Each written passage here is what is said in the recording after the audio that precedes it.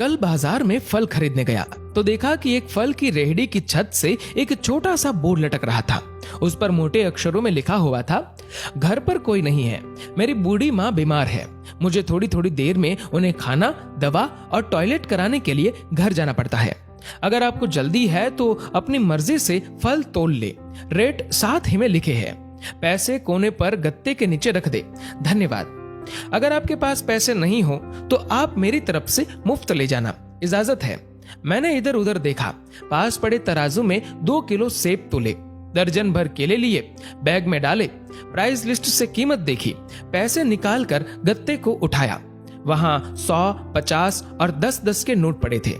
मैंने भी पैसे उसमें रख कर उसे ढक दिया, बैग उठाया और अपने फ्लैट पर लौट आया। रात को खाना खाने के बाद हर रोज की तरह मैं और मेरा भाई टहलने के लिए निकले। मेरी नजर उसी सुबह वाली रेहड़ी पर पड़ी। करीब से देखा तो एक कमजोर सा आदमी, दाढ़ी आधी काली आधी सफेद, मैले से कुर्ते पजामे में रेहड़ी को धक्का लगाकर बस जाने ही वाला था। वो हमें देखकर मुस्कुराया और बोला, साहब फल तो खत्म हो गए। उसका नाम पूछा तो उसने बताया कि मेरा नाम सीताराम है। फिर हम सामने वाले ढाबे पर बैठ गए। चाय आई।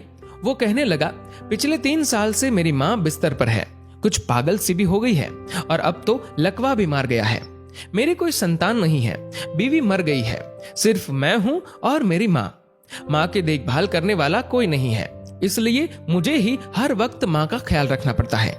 एक दिन मैंने माँ के पाँव दबाते हुए बड़ी नरमी से कहा, माँ तेरी सेवा करने को तो बड़ा जी चाहता है, पर जेब खाली है और तू मुझे कमरे से बाहर निकलने नहीं देती। कहती है तू जाता है तो जी घबराने लगता है। तू ही बता मैं क्या करूं, न मेरे पास कोई जमा पूंजी है। ये सुनकर माँ ने हाँफते कांपते उठने की कोशिश की। मैंने तकिए की टेक लगवाई। उन्होंने जुर्रियों वाला चेहरा उठाया, अपने कमजोर हाथों को ऊपर उठाया, मन ही मन राम जी की स्तुति की। फिर बोली, तू रेहड़ी वहीं छोड़ाया कर, हमारी किस्मत में जो होगा हमें इसी कमरे में बैठकर मिलेगा। मैंने कहा, माँ क्या बात करती हो, मैं रेहड़ी वहां छोड़ाऊंगा तो कोई चोर उचक्का सब कुछ ले जाएगा। आजकल कौन किसका लिहाज करता है और बिना मालिक के कौन फल खरीदने आएगा। माँ कहने लगी, तू राम का नाम लेने के बाद रेहड़ी को फलों से भरकर छोड़कर आ जाया कर, ज्यादा बकबक मत कर, शाम को खाली रेहड़ी ले आया कर।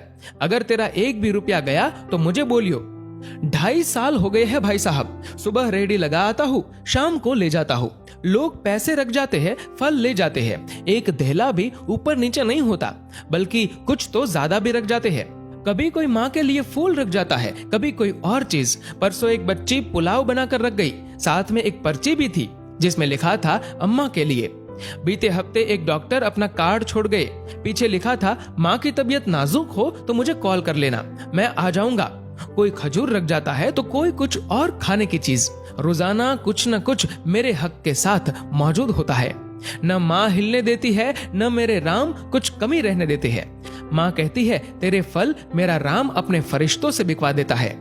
आखिर में इतना ही कहूंगा कि अपने माँ बाप की खिदमत करो और देखो दुनिया की कामयाबियां कैसे हमारे कदम चूमती है।